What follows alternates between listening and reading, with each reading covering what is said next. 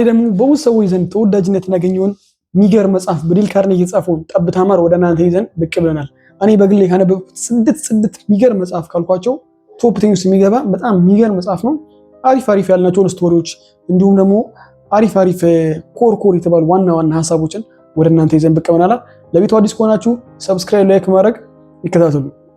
ትንሽ ስለራሱ ከተናገረ በኋላ ሲጀምር ትንሽ የተናገራት አሪፍ ስቶሪ ነበረችና እሱም በማለት እንጀምር። አንዲት መልኳ የማያምር ዘፋኝ ለመሆን የምትፈልግ ወጣት ነበረችና አጋጣሚውን አግኝታ ዘፈን ለማቅረብ ተጋበዘች።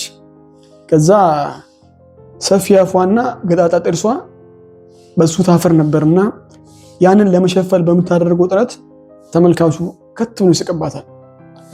ከዛ አንድ ጥበቧን የተረዳ ሰው ወደሷ ቀረብ አለና ለምን እንደምታፍሪው ብሎ ጠይቃት።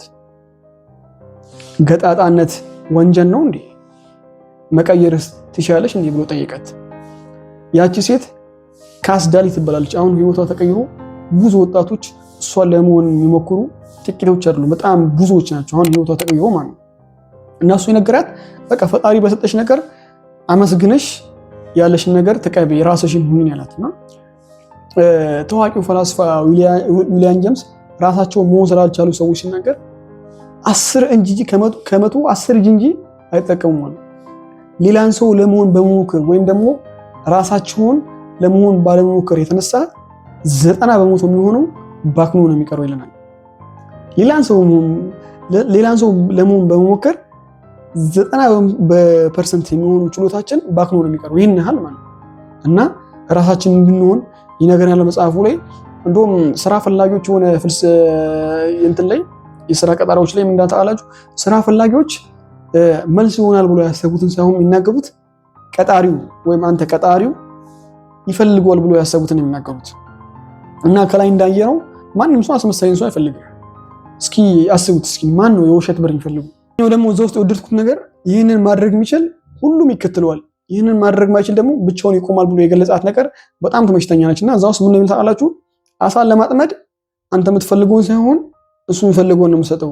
አንተ የምትፈልገው በርገር ምናምን የተለያየ ነገር ሊሆን ይችላል፣ እንደ ሰው ሁኔታ ይለያያልና እሱ የሚፈልገው ግን ፌንጣ፣ ትላትሎች ምናምን ነገር ነው። እና አንተ የምትፈልገውን ሳይሆን እሱ የሚፈልገውን ነው የምትሰጠው ለማጥመድ ማለት ነው።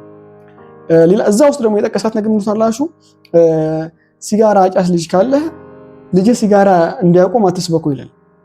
ሲጋራ በማጨሱ የሚያጣቸውን ነገሮች ከእግር ኳስ ክበብ ካለበት ከእግር ኳስ ክበብ እንደሚሰናከል እንዲሁም ደግሞ ከውጫው እንደሚሸነፍ በቃ እንደዚህ ምናምን ነገር ስትነግረው የማቆም እድሉ ሰፊ ይሆናል ብሎ የገለጸው ነገር አለ። አንዱ ጉሮሮውን ታሞ የአፍንጫና የጉሮሮ ሐኪም ሄድና ከዛ ገና እንደገባ ሐኪሙ ስለሰውየው ስራ ጠይቁ። ምንድነው የምትሰራው? ህመሙ ምን ያህል ለጻናበት ለማወቅ ፈቃደኛ አይደለም። ከሱ ምን ያህል ብር ማግኘት እንደሚችል ብቻ ነው እያሰበ ያለው ዶክተሩና ከዛ ያ ሰውዬ ጥሎ ጠፋ። ሐኪሙን ያገኘው ያሰበውን ነገር ሳያገኝ ቀረ። ዓለም መጠቀም በማይፈልጉ ስግብግ ሰዎች የተሞላች ነች። ደግሞ በጣም ጥቂት ደግሞ አሉ በአገልግሎታቸው ጥሩ የሚሰጡና ተወዳዳሪ የሌላቸው ብዙ ከስተመር ያላቸው ደንበኞችም አሉ። ቤት ቁርስ አልበላም ብላ የምታስቸግር ልጅ ነበረቻቸውና ቤተሰቦቿ እንድትወፍሪ እንፈልጋለን፣ እንድታድጊ እንፈልጋለን ብዬ ይሏታልና ያቺ ልጅ ጭራሽ የመብላት ፍላጎቷ ጭራሽ ሞተ።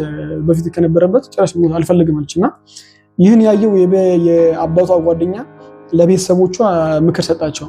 ለምን እንድትበላ ፍላጎት ለምን አጭሩባትም ብሎ ጠየቃቸው። ከዛም በኋላ አባቷ የሷ ምን እንደምትፈልግ ማጥናት ጀመረ ለትንሽ ጊዜዎች። ከዛም በኋላ ልጅቷ ትልቅ ሰው መስላ መታየት ትፈልጋለች። እንደናቷ የምትሰራውን መስራት ትፈልጋለችና ከዛ ሻዩን ለብቻ፣ ስኳሩን ለብቻ፣ የሚበላው ለብቻ አግቶ ሰጧት። ዳቦ ምናምን ነገር ወጡ ለብቻ ምናምን አግቶ ሰጧት። ከዛ እንደነሱ ስኳሩን ሻይ ውስጥ ጨምራ ምናምን አማስላ ምናምን ነገር ትልቅ ሰው መስላ መታየት ትፈልጋለችና እንደዛ ማድረግ ከጀመሩ በኋላ ከዛን ጊዜ ጀምሮ በቃላ የመብላት ፍላጎቷ ጨምሮ በየቀኑ በቃ በራሷ ማድረግ የምትፈልገው በራሷ መብላት ጀመረች ይለናልና ፍላጎቶቿ እንዲያድርባት በማድረግ የምግብ ፍላጎቷን እንቀሰቀሱ ማለት ነው። ያኛው ደግሞ በጣም የወደድኩት ነገር ማለት ነው ይህንን ካደረክ የትም ቦታ ተቀባይነት ታገኛለህ ብሎ የተናገራት ነገር አለችና ለሰዎች ፍቅር መስጠት ይለናል። ውሻ በዓለም ላይ ከሚገኙ እንስሳቶች ምንም ሳይሰራ መኖር የሚችል እንስሳ ነው ይለናል። ዶሮ እንቁላል መስጠት አለባት፣ ላም ወተት መስጠት አለበት። ውሻ ግን ፍቅር ብቻ የሰጠ ይኖራል ይለናል፣ ምንም ነገር ሳይሰራ ማለት ነው። የሰዎችን ፍላጎት ለመረዳት እንሞክር ይለናል። ሰዎች እኔን ፈልጉ ካልመጡ የሚለውን አስተሳሰብ ማስወገድ አለብኝ ይላል። እንዲህ ካደረግን ብዙ ወዳጆችና ብዙ ጥሩ ጓደኞች እንደምናገኝ ይነግረናል። እና አንድ የሬዲዮ ኩባንያ ደግሞ አንድ ጥናት አድርጎ ነበርና በ500 ሰዎች ላይ ማለት አስተውሎ 500 ሰዎች በ500 ሰዎች ላይ ያደረገው ጥናት ላይ በዛ ውስጥ ማለት ነው 3990 ጊዜ እኔ የምትለው ቃል ተጠራች። ብዙ ጊዜ ተደጋጋሚ ሰው የሚጠቀማት ቃል ማለት ነው ብሎ ለማጥናት ጥናቱ ብዙ ጊዜ ሰዎች የሚጠቀሙት ቃል ነው የሚለውና ከ500 ሰዎች ውስጥ 3990 ጊዜ እኔ የምትለው ቃል ተጠቅሟታልና ሰው በተፈጥሮ ራሱን በጣም እንደሚወድ ይነግራል። እንደውም እዛ ውስጥ ምን እንዳለ ታውቃላችሁ? ከብዙ ሰዎች ጋር የተነሳችሁትን ፎቶ ቢቀርብላችሁ መጀመሪያ የምታዩት ማን ነው ይላችሁ። ያው ግልጽ ነው፣ ራሳችን ነው የምናየውና ሰው በተፈጥሮ ራሱን ይወዳል እና ሰዎች ሊያደርጉልህ የምትፈልገውን ነገር ለሰዎች ማድረግ እንድንለማመድ ይነግረናል። ሰዎች ለአንተ እንዲያደርጉልህ የምትፈልገውን ነገር ለሰዎች ማድረግ እንድንለማመድ ይነግረናል። እንዲሁም እንዲህ ካደረግን ብዙ ወዳጆች ብዙ እንትኖች ማፍራት እንደምንችል፣ ከሰዎች ጋር ያለን ሪሌሽን በጣም እንደሚያምር ይነግረናል። እንድናነብላችሁ የምትፈልጉት መጽሐፍ ካለ ኮመንት ላይ አስቀምጡልን። ለቤቱ አዲስ ከሆናችሁ ሰብስክራይብ፣ ላይክ ማድረግ ፋሚሊ ሁኑ።